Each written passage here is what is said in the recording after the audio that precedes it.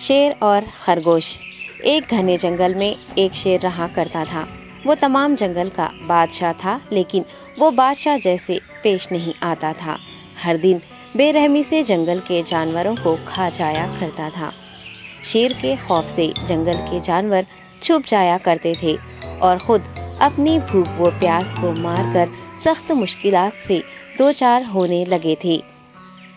اس طرح کچھ دن بعد جنگل کے تمام جانور ایک مقام پر جمع ہوئے اور شیر کے شر سے محفوظ رہنے کے لیے سب مل کر رائے مشورہ کرنے لگے۔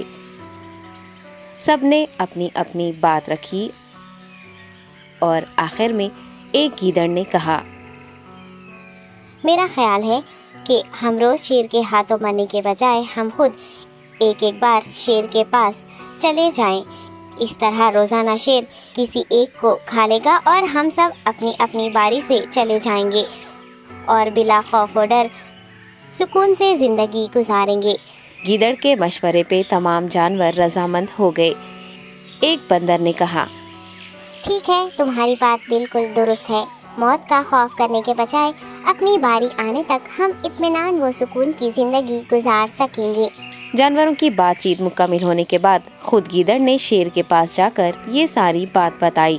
گیدڑ کی باتیں سننے کے بعد شیر نے کہا، میں بادشاہ ہوں، اس لیے تم سب کی بات مان رہا ہوں، لیکن ایک بات غور سے سن لو۔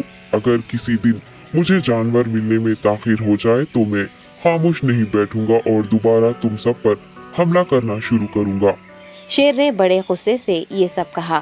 شیر کی باتیں سن کر گیدڑ نے سر ہلاتے ہوئے حامی بھر دی اور وہاں سے چلا گیا۔ اس دن کے بعد ایک ایک جانور بلا ناغہ اپنی اپنی باری کے مطابق شیر کے پاس جانے لگے اور شیر سکون سے اپنے پاس آنے والے جانوروں کو مار کر اپنی بھوک مٹانے لگا۔ یہ معاملہ ایسے ہی چل رہا تھا اور ایک دن شیر کے پاس جانے کی باری ایک خرگوش کی آئی۔ وہ خرگوش بہت ہی ہوشیار تھا۔ اسے شیر کے پاس جانا منظور نہیں تھا اور اس نے اپنے ساتھی جانوروں کو بے رحمی سے مارنے والے شیر کو سبق سکھانے کی ٹھان لی اور ایک اچھی تدبیر نکال کر آہستہ آہستہ شیر کی گفا کے پاس پہنچ گیا۔ تاخیر ہو جانے سے شیر کافی غصے میں تھا اور خرگوش کو دیکھ کر غصے سے کہنے لگا، میں نے تم سب کو پہلے ہی کہہ دیا تھا، دیر ہو جائے تو میں خاموش نہیں بیٹھوں گا۔ تم نے وعدہ خلافی کی ہے، اس لیے میں جنگل جا کر من چاہے جانور کا شکار کر کھا جاؤں گا۔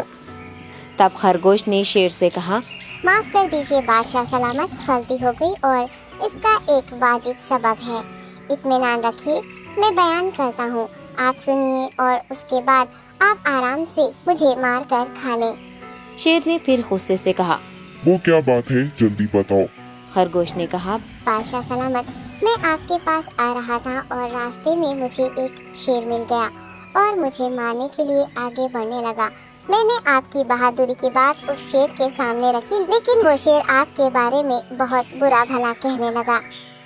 یہ سن کر میں نے غصے سے کہا، تم ہمارے جنگل کے نہیں ہو، ہمارے بادشاہ کے بارے میں ایسی باتیں مت کہو۔ یہ سن کر وہ شیر مجھ پر حملہ کرنے کے لیے تیار ہو گیا۔ یہ دیکھ کر میں نے کہا، تم مجھے مارو گے تو ہمارے بادشاہ تمہیں ہرگز نہیں بخشیں گے۔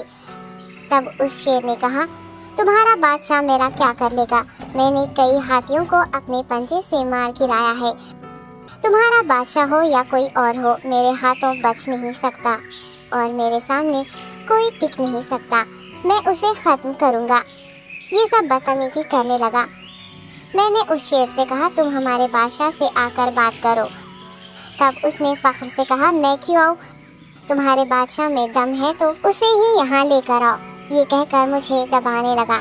بادشاہ سلامت، اسی لیے آنے میں تاخیر ہو گئی۔ یہ سنتے ہی شیر غصے سے کہنے لگا، چلو ابھی چلتے ہیں، اسے ختم کر دوں گا۔